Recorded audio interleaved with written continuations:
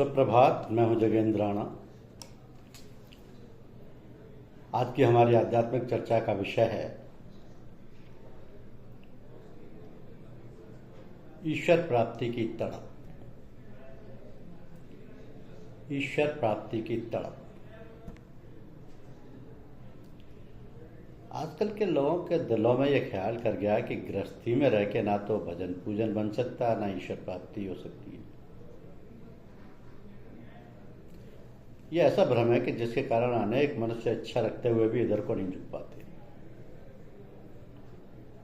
वो उसी विरक्त होने के इंतजार में जीवन समाप्त कर डालते हैं। ना फुर्सत मिल पाती है, ना उनके भजन का आरंभ होता है। दुनिया के काम एक के बाद एक उनके सम्मुख आते जाते हैं और उन्हीं में फंसे फंसे एक दिन मृत्यु का ग्रास बन जाते हैं। बात ऐसी नहीं है, दोनों ही अवस्थाओं में भजन व साधन हो सकते हैं। दोनों ही विरक्त और ग्रस्त भगवान के चरणों तक पहुंच सकते हैं। हाँ, दोनों के नियमों में, दोनों की क्रियाओं में थोड़ा अंतर है। गृहस्थों के साधन और विरक्तों के और हैं। गृहस्थों के साधन और विरक्तों के और हैं। उनको समझ लेने पर किसी आश्रम में रहते हुए मनुष्य अपना कार्य पूरा कर सकता है। संत कबीर कहते हैं कि प्रेम भाव एक चाहिए, भेष अनेक बना, चाहे घर में वास कर, चाहे वन में जाए। प्राचीन इतिहास से पता चलता है कि कुछ को छोड़ के सारे ही ऋषि गृहस्थ थे। महाप्रसिद्ध ऋषि उपस्थ गृहस्थ थे। शौनक, अंगिरा, व्यास इत्यादि सभी गृहस्थ थे। यहाँ तक कि राजा जनक के गुरु और पूर्ण ब्रह्मनिष्ठ महर्षि याज्ञवल्क्य के 2 पत्नियां थीं। यदि गृहस्थी बाधक होती तो ये सब कैसे परमात्मा को प्राप्त कर सकते और हम सबके लिए अखंड ज्ञान का भंडार छोड़ जाते। इस युग के संत भी अधिकतर गृहस्थ थे। भक्ति मार्ग के आचार्य श्री रामानुज और वल्लभ स्वामी इत्यादि भी गृहस्थ थे और गृहस्थी में ही इन्होंने साक्षात्कार किया था। ऐसा मालूम होता है कि घर बार त्यागने और दुनिया के झंझटों से अलग हो एक कोने में बैठने का रिवाज बौद्ध काल के आरंभ में हुआ। पीछे श्री स्वामी शंकराचार्य और गोरखनाथ ने भी इसी का अनुमोदन किया। इन्हीं कारणों से ये छाप ऐसी दिलों में बैठ गई कि जो निकाले नहीं निकलती। धर्म देश काल और वस्तु के अनुसार बनाया जाता है। उस समय प्रचार के लिए ऐसे ही विरक्तों की आवश्यकता होगी। इसलिए इस प्रणाली पर अधिक जोर उन महापुरुषों ने दिया होगा, परंतु अब तो मनुष्यों के लिए घातक बन गई। इस कमजोरी को दूर कर देना चाहिए। तो गृहस्थी ग्रहण करना और पकड़ना। गृहस्थी का मतलब ग्रहण करना और पकड़ना है, और वृत्ति त्यागना या छोड़ देना है।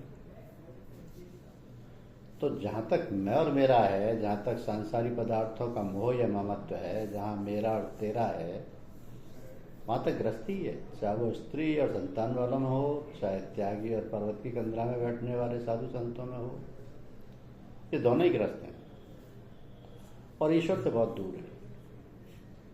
विरक्ति का अर्थ यह है कि मन एकदम इधर मोह त्याग के मालिक के चरणों में झुक जाए और उन्हीं के आश्रय रहते हुए अपने सारे व्यवहार करता जाए। तो ईश्वर को भूल जाना एवं संसारी वस्तुओं के मोह में फंस जाना ही गृहस्थी है।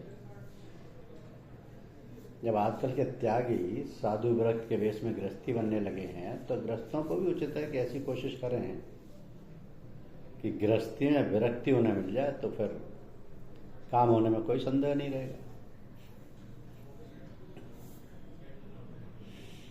तो शास्त्रों में गृहस्थ आश्रम सबसे ऊंचा बताया गया है। इसका तात्पर्य यह नहीं कि सभी गृहस्थ त्यागियों से ऊंचे हैं, बल्कि जो स्त्री पुत्रों धन वैभव को रखते हुए भी लिप्त नहीं है, जो हर समय भगवान के आश्रय रहते हुए अपना कारोबार चलाते हैं, अपनी अहम बुद्धि त्याग के जो अपने प्रत्येक कार्य में सर्वेश्वरी जगत विधात्री माँ का हाथ देखते हैं और जो हानि लाभ सुख दुख में समता रखते हुए प्रभु की मर्जी पर खुश रहते हैं, उन वर वृत्त में क्या भेद है? साधना संपन्न जीवन चाहे गृहस्थी का हो अथवा व्यक्ति का, दोनों ही समान। तो भगवान की प्राप्ति के लिए किसी प्रकार की नई तैयारी या चेष्टा की आवश्यकता नहीं होती।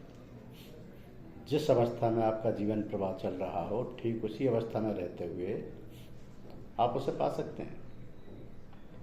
क्या भगवान ने स्वयं अपने मुख से नहीं कहा कि अति दुराचारी व्यक्ति भी मुझे पा सकता है? केवल हृदय में चाहना यानी सच्ची चाह होनी चाहिए। मीन जल के लिए जैसी तड़पती है वैसी ही सच्ची तड़प होनी चाहिए। और वो कहानी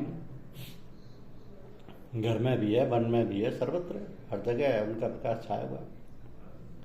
तुम्हारे चारों ओर वो हर समय विराजमान रहते हैं, अंदर बाहर तुम्हारे अंग संग रहते हैं। आंखें खोलो, अपनी प्रत्येक वस्तु में प्रत्येक कर्म में उनकी छटा का अनुभव करो। तो किसी नवीन आयोजन की जरूरत नहीं है।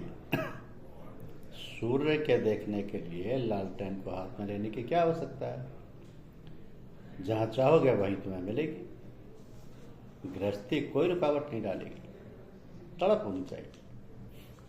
जिस मुहूर्त में उनके लिए छटपटाहट तुम्हारे दिल में उदय होगी, जब तुम उनके लिए बिलखने लगोगे, उसी मुहूर्त में तुम्हारे सम्मुख आ खड़े होंगे। पुकारो तो सही। ऐसा विश्वास मत लाओ कि वो दूर है, वो हमारी सुनेंगे नहीं। भगवान तो सबके पास रहते हैं, सबकी सुनते हैं, सबकी रक्षा करते हैं, पर भक्तों को तो छोड़ के वो जा ही कहाँ सकते हैं। भक्त बनने का प्रयत्न करो, हर समय उन्हें याद रखने का स्वभाव बनाओ, कभी कभी आर्त स्वर में उन्हें बुलाया करो, यही भक्त बनने का साधन है। तो जिसके अंदर ऐसे सद्गुण आ जाते हैं, चाहे गृहस्थ हो चाहे विरक्त हो, उसी का नाम उनके अंदर हो जाता है। और चाहना उठने पर पर्दा हटा के ऐसों के सम्मुख जट वो खड़े होते। तो संत कबीर कहते हैं कि मन मेरा पंछी भया और उठकर चला आकाश, स्वर्ग लोक खाली पड़ा साहब संतन पास। तो गृहस्थियों की ये शिकायत हो सकती है, हर समय याद रखने का साधन हमसे नहीं होगा। कारोबार के करने के समय हम याद नहीं रख सकते। जब तन मन से लिप्त होकर काम करते हैं तभी वो ठीक हो पाता है, यदि ऐसा नहीं करते हैं तो काम बिगड़ जाता है। अब ये बात उनकी किसी हद तक ठीक भी है, प्रत्येक मनुष्य ऐसा नहीं कर सकता, इसमें कोई हर्ज नहीं। काम के समय काम करो और खूब दिल जान से जुट के काम करो। ईश्वर को उस समय बिल्कुल बढ़ा दो, मगर ऐसा भी तो होता है कि जिस वक्त तुम्हारे पास कोई काम नहीं होता, चाहे वो चंद मिनट का ही क्यों ना हो,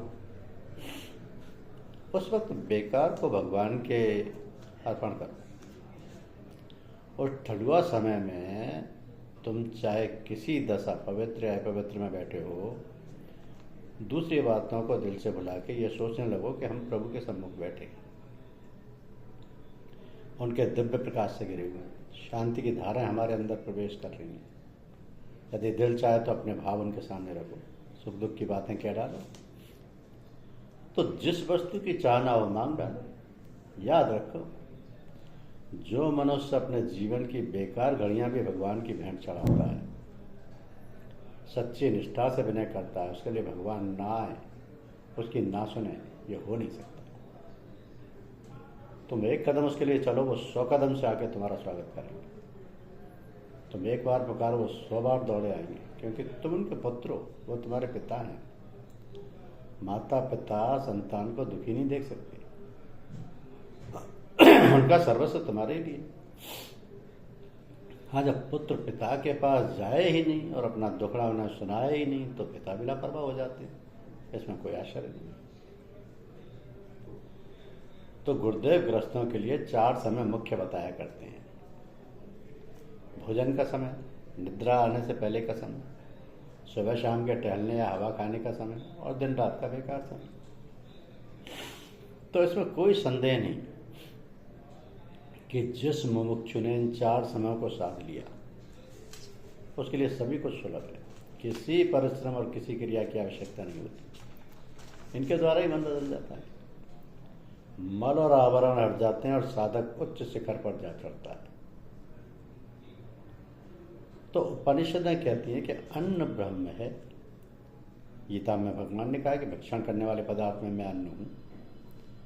उन उपदेशों के अनुसार थाली सामने आते ही प्रथम ये ख्याल पक्का करो कि भोजन का प्रत्येक पदार्थ दिव्य तेज से भरा हुआ है, अन्न के रूप में वही है और भगवान या गुरु सम्मुख विराजेंगे। उन्हें अर्पण करके उन्हीं की प्रसादी जानकर खामोशी के साथ खाना शुरू कर दो। यदि एकांत ना हो, कई लोग घिरे हों और वह बातें भी करते जाते हो, तो उन सब के अंदर भगवान की भावना ले आओ। दिल में यकीन कर लो कि इन सब के अंदर से भगवान ही बोल रहे हैं। अनेक रूपों से वही हमारे चारों ओर विराज के मनोरंजन कर रहे हैं। अंत में प्रभु को प्रणाम करके हृदय से धन्यवाद दे के उठ बैठो। ऐसा आहार पेट में पहुंचकर दिव्य तेजों में रक्त तैयार करता है, नस और नाड़ियों को प्रकाशित कर देता है, हृदय से रज और तम का प्रभाव हटा के शुद्ध सतोगुण शांति प्रदान करता है। बिना परिश्रम के चक्र खुल जाते हैं, कुंडलनी उठ जाती है और बुद्धि बदल जाती है। तो प्रभु के याद में एकाग्र चित्त से पाया हुआ अन्य इंद्रियों का दमन करता है, चित्त की वृत्तियों को एकाग्र करता है, मन आहार से बना करता है। इसलिए आहार के शोध लेने पर सभी कुछ बड़ी सरलता से प्राप्त होता रहता है। द्वितीय शयन, भोजन के पीछे शयन का नंबर आता है। जिस समय तुम पलंग पर लेटे हो, निद्रा आने में थोड़ा विलंब हो, उस समय आंख बंद करके शरीर को ढीला छोड़ के मस्तिष्क का दिमाग को शिथिल करके ऐसी धारणा करो कि भगवान मार्त रूप से मेरे पलंग पर सिरहाने बैठे हुए, और जैसे शिशु माता की गोदी में सोते हैं वैसे ही मैं उनके चरणों पर सिर रख के सो रहा हूँ। मेरा मस्तिष्क, मेरा शरीर उनके दिव्य तेज से भरा जा रहा है। मेरा पलंग, मेरा सोने का कमरा प्रकाशित हो रहा है। वहाँ के सभी सोने वालों को इस तेज ने घेर रखा है। इस प्रकार सोचते सोचते आपको नींद आ जानी चाहिए, कोई दूसरा ख्याल ना आने पाए। इन दोनों भोजन और निद्रा का लाभ उसी दिन प्रत्यक्ष देखने को मिलता है जिस दिन निश्चल मन से प्रभु के चरणों का ध्यान रखते हुए भोजन किया जाएगा। उस दिन 24 घंटे एक अद्भुत शांति और खुशी आपको मिलेगी। भजन के समय भी बिना परिश्रम एकाग्रता आ जाएगी। हर समय शुभ वासनाओं का उदय होता रहेगा। तृतीय टहल, तो सुबह व शाम को टहलने या हवा खाने के लिए जाना भी साधकों के लिए अति उपयोगी होता है। जहाँ तक हो सके अकेले जंगल की ओर निकल जाना चाहिए। अगर कोई दूसरा साथी मिल जाए तो बातें नहीं करनी चाहिए, ऐसा ध्यान करते रहना चाहिए कि पिता के रूप में, रक्षक के रूप में अथवा सखा और मित्र के रूप में, जैसे भी तुम्हारे भाव हो, भगवान हमारे साथ चल रहे हैं।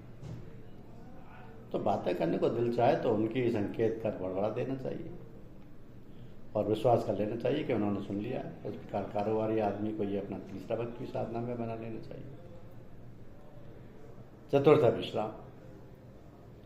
विश्राम उस बेकार समय का नाम है कि जिस समय हम काम काज करते करते थकित हो जाते हैं और थकान दूर करने और नवीन स्फूर्ति प्राप्त करने के लिए किसी स्थान पर बैठ जाते हैं, लेट जाते हैं।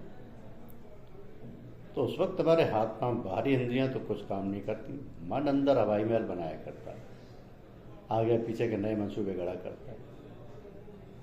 इस प्रकार हमको शरीर का तो विश्राम मिलता है परंतु मस्तिष्क का कोई विश्राम नहीं मिलता।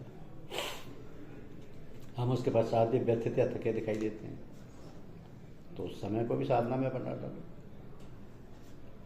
उस समय दृढ़ निष्ठा करो कि प्रभु के सम्मुख बैठे हुए हैं या लेटे हुए हैं। उस समय उनको खोदिए नहीं बल्कि देखिए, सरल चित्त से, हल्की दृष्टि से उन्हें देखिए, सम्मुख मौजूद है। यदि जी चाहे तो उन्हें देखते ही रहिए और जी चाहे तो अपने सुख दुख की बातें में उनसे कह डालिए। इस तरह जितना बेकार समय तुम्हारे पास हो, जिस समय कोई दूसरा काम ना हो, उस सारे टाइम को इसी में लगा दो। ऐसा करने से उपासना या हुजूरी तुमको बहुत जल्दी होने लगेगी। ये गृहस्थों और कारोबारियों के साधन है जो इधर दुनिया का हर्ज नहीं होने देते और ऊंचा ले पहुंचते हैं। जिन लोगों से कुछ ना बन पड़े उन्हें 4 समय अवश्य इस काम में लगा देना चाहिए, क्योंकि मनुष्य जन्म पाकर यदि परमार्थ नहीं कमा पाया तो जीवन व्यर्थ ही गए। तो भगवान स्वयं अपनी श्रीमुख से कह रहे हैं कि जो मुझे सर्वत्र देखता है और सबको मुझ में देखता है, वो मेरी दृष्टि के बाहर नहीं रहता और ना मैं उसकी दृष्टि के बाहर रहता हूँ। आप अपने सारे कर्मों के भीतर उन्हें देखने का प्रयत्न कीजिए। अपने सारे कर्म, सारे व्यवहार साधना में हो जाएंगे। आपके सारे कर्म, सारे व्यवहार साधना में हो जाएंगे। तो इस प्रकार जीवन बना लेने पर आप देखेंगे कि स्मरण करते ही अनुभव होगा कि वे आपके सम्मुख उपस्थित हैं। जब आप आर्थ स्वर में उनसे कुछ कहेंगे तो आपको देखने में आएगा कि वो हर बात आपकी सुन रहे। लेटने या प्रणाम करने के समय आपको मालूम होगा कि मस्तिष्क सचमुच उनके तेजोमयी चरणों में पड़ा। रास्ता चलते समय ऐसा जान पड़ेगा कि वो आपके साथ साथ चल रहे हैं। भोजन करने में देखिएगा कि अन्य के रूप में वही सामने आ रहा है। ये सब उपासना के ही साधन है जो प्रत्येक ग्रस्त कर सकता है। तो जो लोग ये सोचते हैं कि जब समय आएगा और भगवान की दया होगी तो स्वामी भी उड़ा लेंगे, हम व्यर्था ही साधना करके अपना समय क्यों नष्ट करें? यह आत्म प्रवंचना और मूर्खता की बात है। संसार के सारे कर्म तो हम अपनी मर्जी और अहम बुद्धि से करते हैं और भजन करने के लिए बहाना ढूंढते हैं। तो ये बात तो वो मनुष्य कह सकता है जो कि अपना आपा खो के भगवान के शरणागत हो चुका हो, जिसने उनका ही आश्रय ले लिया हो। ऐसी भावना त्यागने में ही में भलाई। जब तक तुम्हें अपने पुरुषार्थ और अपने कर्मों का ज्ञान है तब तक साधना भी तुम्हें ही करनी होगी। हाँ, उनकी कृपा से हम फलीभूत हो सकेंगे, ऐसा निश्चय रखने में कोई हानि नहीं। तो उसमें कोई संदेह नहीं कि मन को सबसे अधिक अपनी ओर खींचने वाली दो ही वस्तुएं संसार में, एक है धन और दूसरी स्त्री। ये दोनों माया है। इनको सम्मुख देख के बिरला ही होगा जो अपने को अधिकार में रख सका है। जिसमें स्त्री अधिक बलवती होती है उसमें संसारी को सारे ही पदार्थों से अधिक आकर्षण है। धन तो जड़ माया है, तो चैतन्य माया है, प्रकृति का अवतार है। ये जिधर झुकाव करेगी उधर ही तुम्हें खींच ले जाएगी। वो अमृत भी पिला सकती है और विष भी, वो भगवान भी बना सकती है और निर्धन भी। तो तुम्हारे जीवन का वृक्ष उसके द्वारा फल फूल भी सकता है और सूख भी सकता है, मुक्ति भी दिला सकती है और बंधन में भी जकड़ सकती है। जैसे अथाह जल में घुसने से पहले तैराकी की विद्या का ज्ञान होने पर जल कोई हानि नहीं पहुंचा सकता, वैसे गृहस्थ बनने से पूर्व साधन संपन्न बनने और गृहस्थी में रहने की क्रिया जान लेने पर कोई बाधा नहीं आती। धन, वैभव, स्त्री का जो सदुपयोग धर्म के कार्य में सहायता पहुंचाता है और दुरुपयोग सुख व शांति से वंचित करता है। धन्यवाद।